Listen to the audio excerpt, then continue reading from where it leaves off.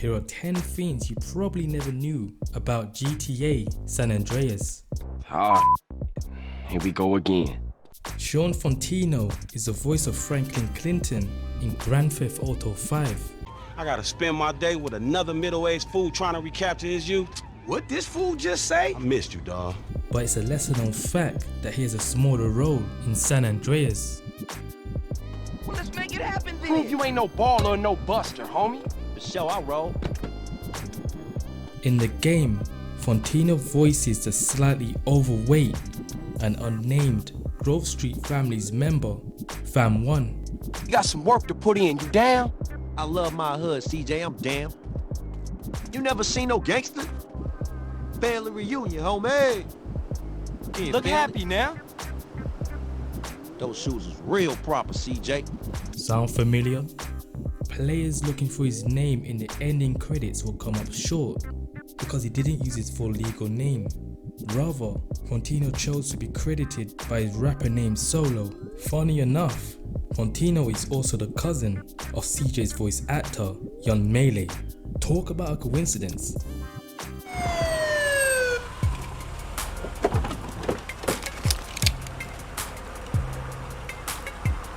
Passenger, show us your hand. The main antagonist of San Andreas is Frank Tenpenny, a corrupt and abusive police officer who operates outside the law and engages in criminal activities, including drug trafficking and murder. You haven't forgotten about us, have you, boy? Hell no, Officer Tenpenny. I was just wondering what took y'all so long. Get in the car. Ease up, man. Damn. Tenpenny is also a skilled manipulator who can convince others to do his bidding, including the game's protagonist, Carl Johnson. For once, let's let the kid do something good with his useless life. He's gonna help us with the fight against crime. Right, Carl? He is evidently based on the real-life police officer Pharrell Perez, an American former police officer with the LAPD who was involved in numerous crimes and corruption, and the center figure to the LAPD Rampart scandal. We've got a little problem with a former friend of ours. He seems to disagree with some of our methods. No, who could do that? Like Perez, Tenpenny was the leader of an anti-gang crash task force which ironically carried out actions of police brutality, intimidation, and evidence planting. I thought you said you was innocent, Carl. But you don't bang. This is car 58. See you around like a donut, What? Carl. Officer Pendlebury's down. We'll be right over. Originally, the Grove Street families were going to be called the Orange Grove families, shortened to OGF. This is evident in various game magazines before the game's release, which initially referred to CJ's gang as Orange Grove Families or OGF.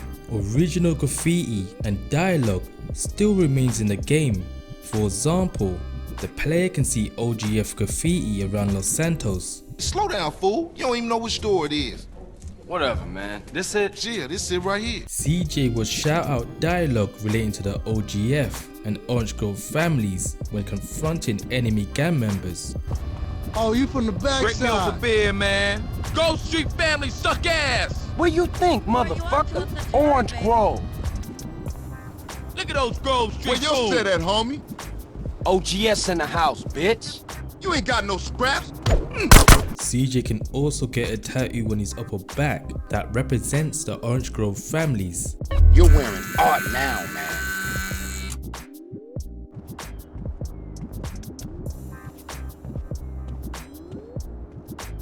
Last but not least, all of the families, i.e. Grove, Temple, and Seville, are named after different types of oranges, which possibly means that instead of banning green, the families were supposed to be wearing orange colors. Hey, man, we off to our new spot. We got a mansion, sweet. CJ's underdog to successful Kingpin narrative would have been less impressionable without Young Melee's authentic performance, and while the rapper made it sound so effortless, Young Melee had no prior acting experience before he voiced Carl Johnson in San Andreas. Oh, baby. I'm so sorry, baby. Well, what's that? You so right. Please forgive me, baby. Just don't fucking shoot me, please. How Melee became CJ in San Andreas is a particularly rare way of getting a role, and it happened by pure accident. While DJ Pooh was meeting with the game's creators, he received a call from young Melee. Pooh put the call on speakerphone, and the creators felt that Melee had the right voice for the character. Over the years, there have been numerous reports that the rapper 50 Cent was reportedly offered the role of CJ in San Andreas. Reportedly, he turned it down because if he was going to star in a game, he was going to play himself. One thing is for sure, San Andreas would have felt like a different game if 50 Cent voiced CJ. Give up the money. This a raid. Ryder, not this again. It ain't me, fool. No one else is that small. I feel sorry for your dad. Menace to Society was a clear and obvious influence for San Andreas, right down to some very specific details. We gonna roll, homie, or what? Well, let's make it happen then. There's a Grove Street Family's member that resembles O-Dog, and a Ballers member that looks like the carjacker who jacked Kane and his cousin. But that's not the only references. There's also a whole section of Ganton that resembles a part of the movie. The infamous line of dialogue from Menace, "I feel sorry for your mother," is parodied in a game when Ryder tries to rob the pizza restaurant under similar circumstances too. This a raid. Ryder, not this again. It ain't me, fool. No one else is that small. I feel sorry for your dad. Shit, you crazy. Let's get up out of here. And 3 memorable actors who appeared in the movie voiced main characters in San Andreas. Samuel L. Jackson as Tenpenny, Welcome home, Carl. Glad to be back. You haven't forgotten about us, have you, boy? Hell no, Officer Tenpenny. Clifton Powell as Big Smoke, Look at you. You got the whole world. I ain't got no regrets, man. Smoke, you I had. made it, CJ. I'm a success. I can't be touched. and MC8 as Ryder. Saying that, the East Coast made you drive like an idiot, fool. Man, you always crashing cars and shit. And for some reason now you back. All it is CJ drive here, CJ drive there. Bullshit. Man, won't you just take it easy? San Andreas was the only game certified as adults only (AO) in the series, but briefly. It all started in June 2005 when a disabled sets minigame dubbed Hot Coffee was shown to be operatable on all versions if enabled with hacking tools. Naturally, modders did exactly that. By July, the game had been handed its infamous AO rating, often seen as a commercial death sentence. Take-Two recorded the current version to remove the minigame entirely, and by the end of the year, San Andreas was recertified back to mature. You think I'm special, don't you? I hear you.